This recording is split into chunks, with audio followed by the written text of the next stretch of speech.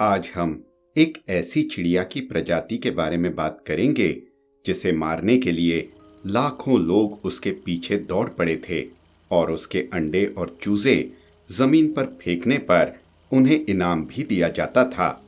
लेकिन वीडियो में आगे बढ़ने से पहले अगर आप पर्यावरण प्रेमी हैं तो इस वीडियो को अंत तक जरूर देखें। गौरैया, जिसे अंग्रेजी में स्पैरो भी कहते हैं, एक ऐसी चिड़िया है जो इंसान के घर के आंगन में घोंसला बनाकर उसके सबसे करीब रहती है।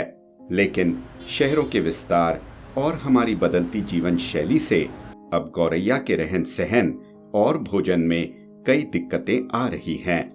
यही वजह है कि शहरों में अब गौरैया की आबादी कम होती जा रही है। लखनऊ एक जमाने में बागों का शहर था। आलमबाग, चारबाग, लालबाग, कौसरबाग, ये सब इलाके अब बाजार बन चुके हैं। शहर का विस्तार हुआ, उपनगर बसते चले गए। पुराने गांवों के खेत खलिहान, तालाब और बाग बगीचे कंक्रीट के जंगल बन गए। बची कुची हरियाली पिछले कुछ सालों में जमीन और सड़कों के चौड़ीकरण, पक्की टाइल्स और पत्थर के पार्कों में चली गई। पेड़ों की जगह बिजली, टेलीफोन के खंभों, मोबाइल टावर्स, बहुमंजिली इमारतों ने ले ली। इंसान ने बढ़ती आबादी के लिए तो जगह बनाई, लेकिन न जाने कितने पशु पक्षी इसके चलते बेघर हो गए और उनका दाना पानी छिन गया। शहरीकरण के इस दौर में गौरैया भी प्रभावित हुई। गौरैया आबादी के अंदर रहने वाली चिड़िया है जो अक्सर पुराने घरों के अंदर छप्पर या खपरेल अथवा झाड़ियों में घोंसला बनाकर रहती है।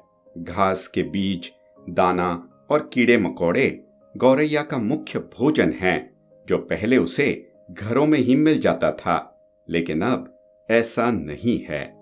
पत्रकार रुचि कुमार बचपन में लखनऊ के नजरबाग मोहल्ले में रहती थीं। गौरैया के झुंड दिन भर उनके आंगन में मंडराते रहते थे।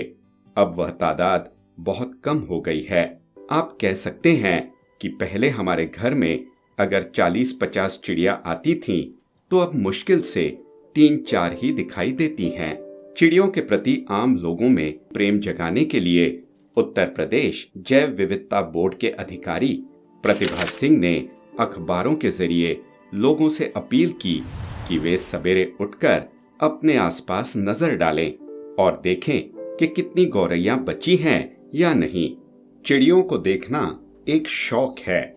लोग दूरबीन लेकर चिड़िया देखने जंगल जाते हैं, लेकिन कई लोग घर पर ही चिड़िया बुला लेते हैं। साल 1958 में चीन के तब के राष्ट्रपति माओ जेडोंग ने एक मुहिम शुरू की थी जिसे 4 पेस्ट कैंपेन नाम दिया गया था। इस मुहिम के तहत नुकसान पहुंचाने वाले 4 जीव जंतुओं को मारने का फैसला हुआ। चूहे, जिनसे प्लेग फैलता है, मच्छर, क्योंकि वे मलेरिया फैलाते हैं, और मक्खियां, जो हैजा फैलाती हैं। इनके साथ चौथी थी गौरैया।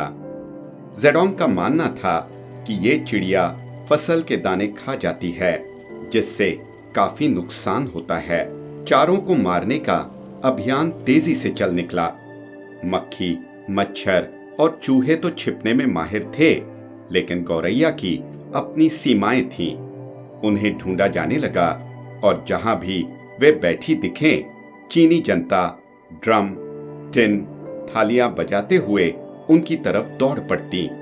बर्तनों का शोर करते हुए लोग चिड़ियों के पीछे लगातार भागते जाते और तब तक दौड़ते जब तक कि चिड़िया थक कर गिर न जाए या खुद ही दम न तोड़ दे।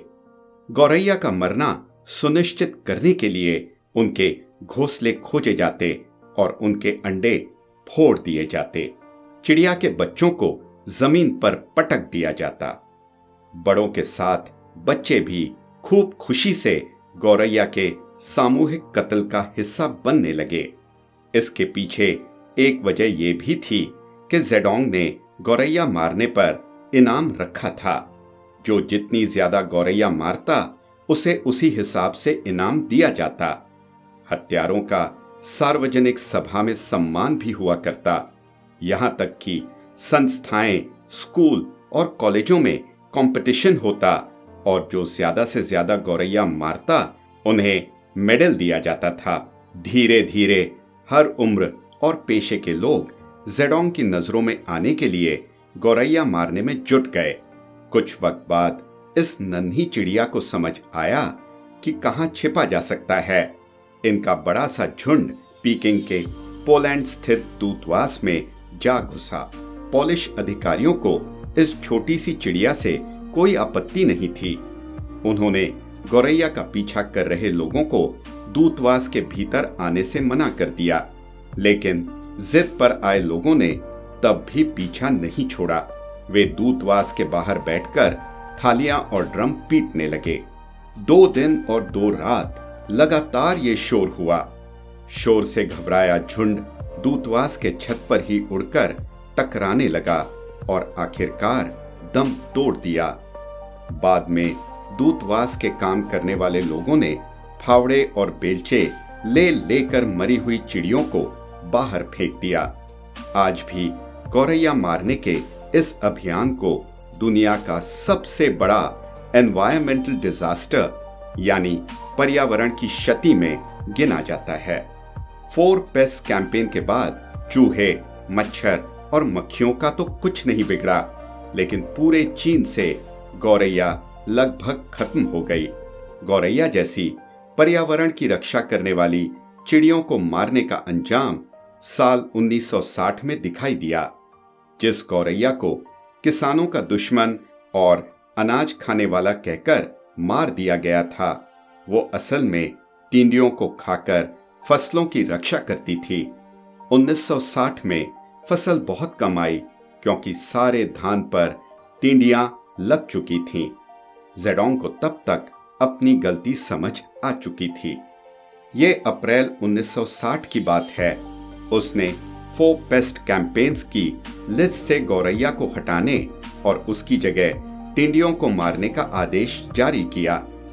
कीटनाशक डाले जाने लगे, लेकिन इन 2 सालों में गौरैया न होने के कारण टिंडियों और फसलों को नुकसान पहुंचाने वाले दूसरे कीड़ों की तादाद तेजी से बढ़ चुकी थी।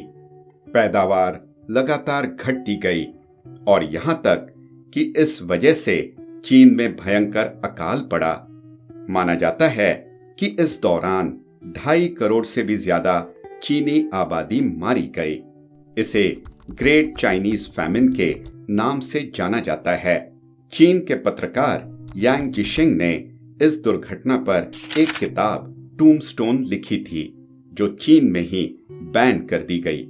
इस किताब में पत्रकार ने जिक्र किया है कि कैसे भूख से मरते लोग अपनों की लाशों को ही खाने लगे थे। अतः आपसे निवेदन है कि गौरैया को मारे नहीं, न ही भगाएं। ये चिड़िया इंसानों के सबसे करीब रहती है और जरा सोच कर देखिए, आखिर एक गौरैया आपका कितना अनाज खा जाएगी। आज के समय में शहरों में गौरैया मुश्किल से देखने को मिलती है, तो अपनी छत पर गौरैया के लिए पानी और मुट्ठी भर अनाज रखें, ताकि हमें कभी चीन जैसा अकाल देखने की नौबत न आए।